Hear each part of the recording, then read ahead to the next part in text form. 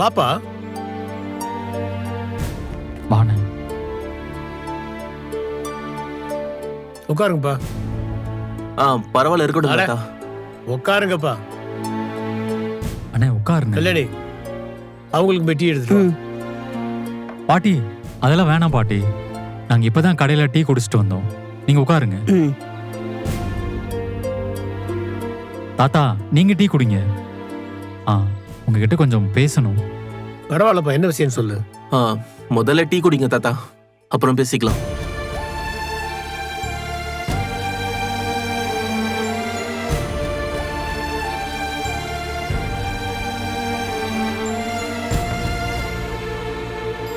சொல்லுப்பா, என்ன விஷயம்? விஜய பார்த்து பேசணும் தாத்தா. விஜய் இங்க இல்லைன்னு தெரியும். ஆபீஸ்க்கு போயிருந்தோம், அவர் அங்கேயும் இல்லை. அப்புறம் ஸ்டாஃப் ஒருத்தர்கிட்ட விசாரிச்சோம். அவர் தான் விஜய் எங்கேயோ அவுட்டிங் போயிருக்கிறதா சொன்னாரு.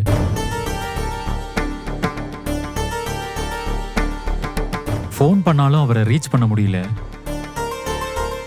எங்க தாத்தா போயிருக்காரு?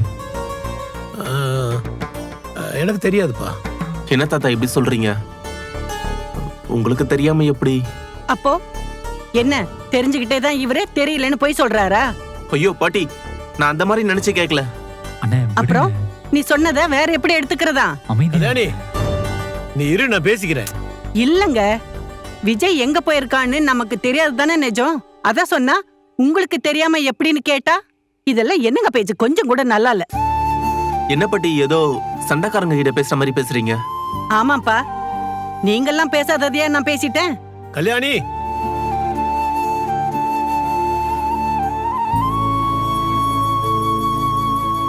குமரா, விஜய் மனசு சரியில்லைன்னு சொல்லிட்டு எங்கேயோ கிளம்பி போனாப்பா. எங்க போறேன்னு கேட்டோம், அவனுக்கே தெரியாதுன்னு சொல்லிட்டு போனாப்பா. அவன் அப்படித்தான்ப்பா என்கிட்ட சொல்லிட்டு போனான்.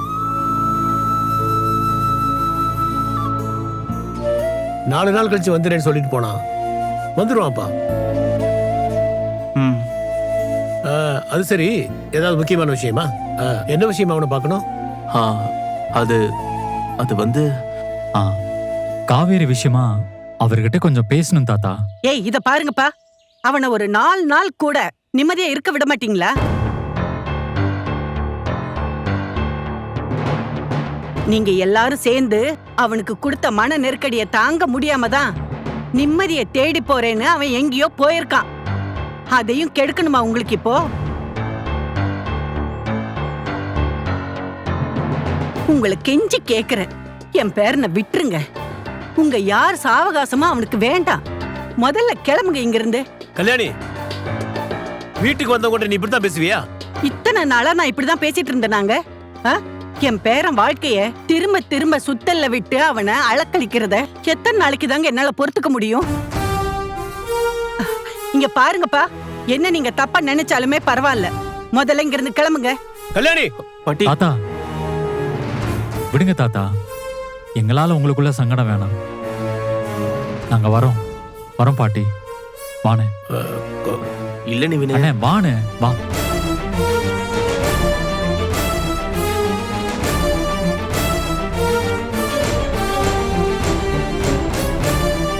முறைச்சது போதுங்க, போய் வேலை பாருங்க.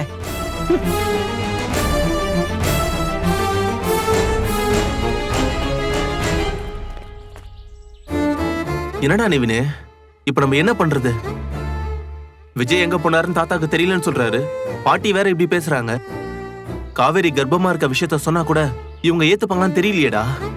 அவ்வளவு கோபமா பேசுறாங்க.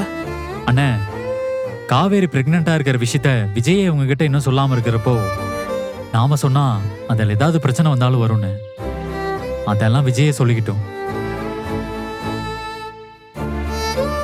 இப்ப நம்ம விஜயை தேடி கண்டுபிடிக்கிற வேலையை பார்ப்போன்னு. என்ன ஆனாலும் சரி, இந்த தடவை நம்ம விஜய் காவேரியை சேர்த்து வைக்காம விடக்கூடாது. விஜய் எங்கண்டா போய் பாக்குறது? அவரோட ஃபார்ம் ஹவுஸ்ல போய் பார்க்கலான்னு. அங்க இல்லைன்னா ஒரு 4 நாள் வெயிட் பண்ணி தான் ஆகணும். தாத்தா சொன்ன மாதிரி 4 நாள்ல விஜய் வராரான்னு பார்ப்போம். இவ்வளவு நாள் பொறுத்தாச்சுன்னு 4 நாள் தானே. நீ வா, ஃபார்ம் ஹவுஸ்க்கு போய் பார்க்கலாம். வா, வண்டி எடுனே.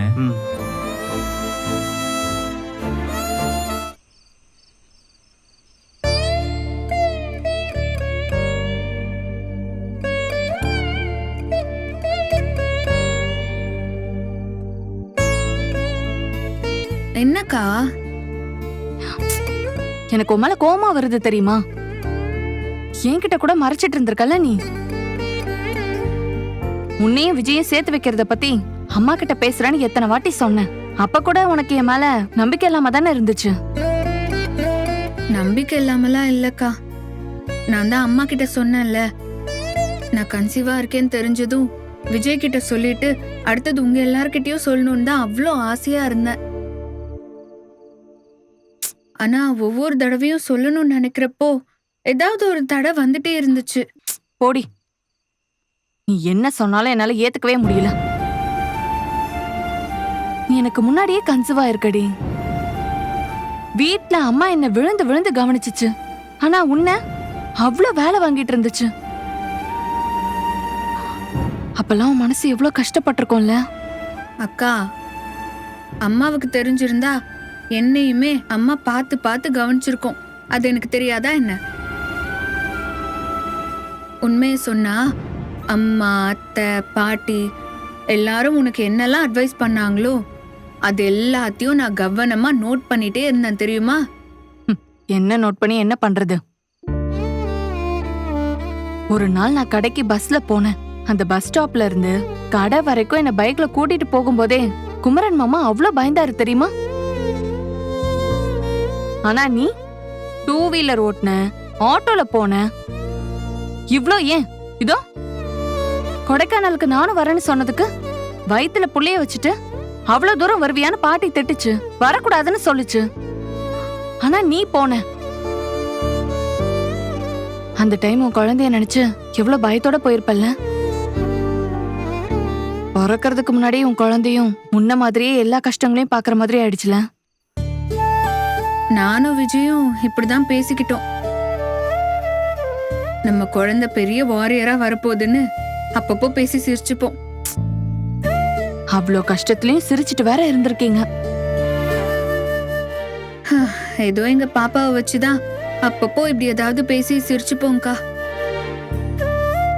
மத்தபடி பதட்டம் இல்லாம நான் அவர் மடியில இப்படி படுத்துக்கணும்னு எத்தனை நாள் ஆசைப்பட்டிருக்கேன் தெரியுமா?